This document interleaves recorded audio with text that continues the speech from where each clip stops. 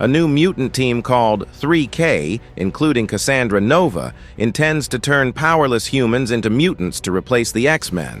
So when 3K invaded the X-Men's base, our mutants braced for the worst, only for Beast to receive an invitation to join their team. Although that invitation remains a secret known only to Jen Starkey, it's not the only secret an X-Man is keeping.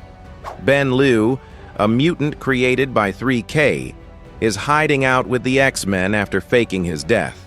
But not everyone is convinced they should keep him hidden, and Cyclops has some explaining to do on behalf of his team. The chapter begins in Merle, Alaska. When Cyclops arrives at a diner that serves as the meeting point with a U.S. government contact, he is greeted with a punch. Agent Lungfist tells him to get up, because they are going to settle their differences with a fight. It seems he didn't like the threats Scott made in previous chapters, and the tension between them has only grown. Meanwhile, at X-Men headquarters, Kid Omega, Magic, and Juggernaut are gathering Sentinel parts that were scattered around. Quentin is holding in his hands the most important part of the Marauder ship, a biomechanical UFO that can change shape. What he's holding is its living memory core. Then he reveals that he guided it telepathically and provided the materials for it to rebuild itself, hoping it would fly again. Back at the diner, Cyclops doesn't understand why the agent is so agitated, and he explains that they had a deal. He might not have liked Cyclops, but he believed he could trust that at least Cyclops knew what was right. But then, during the mutant vigil, a new mutant terrorist organization presented itself to the world, even making an official statement to the press. Agent Lundqvist reveals that he knows the 3K organization is turning humans into mutants. But what irritates him most is that Cyclops didn't inform him of this. He had to find out through other means. When Cyclops asks what the agent wants from him, it's already too late. He doesn't want an apology, he just wants to fight. Then we return to the factory where Temper and Psylocke are talking about their personal lives. As shown during the mutant vigils, Temper is completely in love with Valentine from Rogue's group. Psylocke, on the other hand, has a thing going on with John Greycrow, also known as a bank robber. But Quanon defends him, saying he follows non-traditional income streams, and that what matters most is that he is good to her. Now, speaking of boyfriends and girlfriends, everyone is wondering what is going on between Hank and Jen. And while the two are looking at the wreckage of Beast's Quinjet, which is completely destroyed, we can see that Hank is feeling really down. That's because he is keeping a secret from his fellow mutants, a secret only Jennifer knows. It turns out that 3K invited Beast to join their team, since he is practically a living legacy. Then 3K presented themselves to the world, and the mutant feels lucky that his face wasn't among the villains. Hank is overwhelmed and full of negative feelings. He believes he is not good company today. That's why he asks Jennifer to leave him alone. Back at the diner, Scott is beating Agent Lundqvist, and while it happens, the agent wants to know how long Cyclops has known about 3K. Scott explains that it doesn't matter, because 3K is a mutant problem. It is a matter for the X-Men, not for the U.S. government. But then the agent asks about Ben Liu, and that's when he finally lands a hit on Scott. It turns out that earlier, Cyclops had insisted that the mutant named Ben Liu was dead, but Lundqvist also knows that he is alive. Scott argues that no one understood what was happening and that the boy would have ended up as a government experiment or thrown into a dark cell, or maybe something worse. But the agent already knew the boy was in the city. That means he also knows it was Ben who saved everyone when the Sentinel attacked the city. At the same time, Glob is beating Ben in a basketball game. During the match, Ben admits that he is struggling, because being a mutant is still something very new to him. He asks how Glob manages to be happy and cheerful all the time, considering that the X gene wasn't very kind to him. Glob responds that he has always seen the glass as half full.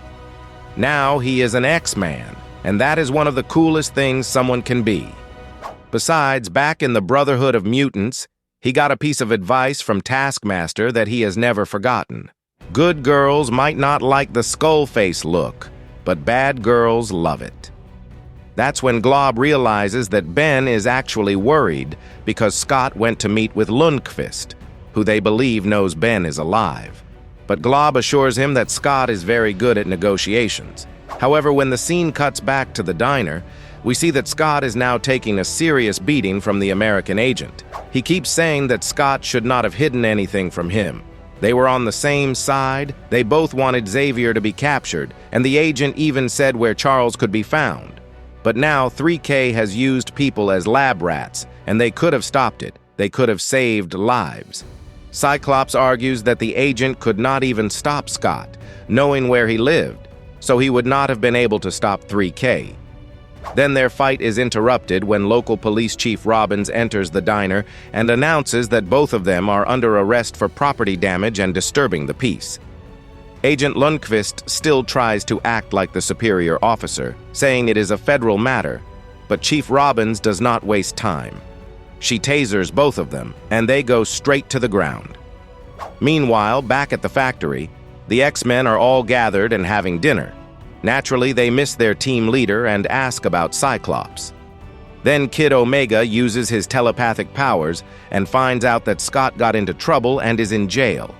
When Psylocke asks if Kid Omega can telepathically ask Chief Robbins why Scott was arrested, he answers no, because he does not talk to cops. That makes Kwannon sigh and leave dinner to call Chief Robbins herself. At the same time, in the jail cell, Agent Lundqvist sarcastically asks when Cyclops is going to use his optic blast to break out. Of course, Scott is not going to do that. But he asks why Lundqvist hates mutants. He wants to know if some mutant did something to him, trying to understand where all this hatred comes from. However, the agent responds that he does not hate mutants. He hates Scott. Then he explains how he sees things, remembering a movie in which a group of teenagers is sent to an island and has to kill each other to survive. Among those kids, some had forks and pot lids, others had submachine guns and pistols. None of them asked to be in that situation, just like no mutant asked to be born with the X gene. But they were. And then, using that logic, he says some mutants are born with forks, others with shotguns. So if there are people out there carrying those heavy weapons, there needs to be someone who faces them with equal strength to balance the game. That is how he justifies what he does. He believes he is on the right side, trying to maintain balance. Scott replies that this is just a convenient story he tells himself to justify everything. And Lundqvist says that everyone has a story, even Cyclops, who was influenced by the old stories Xavier told him. But in the end, the agent says none of that matters anymore. Ever since 3K went public, ever since they found out Cyclops was protecting Ben Liu, ever since they realized the agent had been deceived all along, everything has changed. Now he has a new boss. A boss with a very particular interest in the X-Men. When Scott asks who this new boss is, the agent says he is an executioner. A nightmare, if you prefer. But maybe Scott will like him because, after all, this new boss is a mutant. And so, Cyclops ends up beaten and behind bars, a leader out of control, caught between the government and the mutants he tried to protect. The rise of 3K, Beast's secret offer, and Ben Liu's survival have already shaken the X-Men to their core. But now, with a new mutant leader emerging from the shadows, one truth is clear. The Age of Revelation is coming, and what comes next will change the X-Men forever. If you don't want to miss the next chapter of this story, leave a like, subscribe to the channel, and turn on notifications so you don't miss the upcoming videos. Thank you so much for watching, and see you in the next adventure.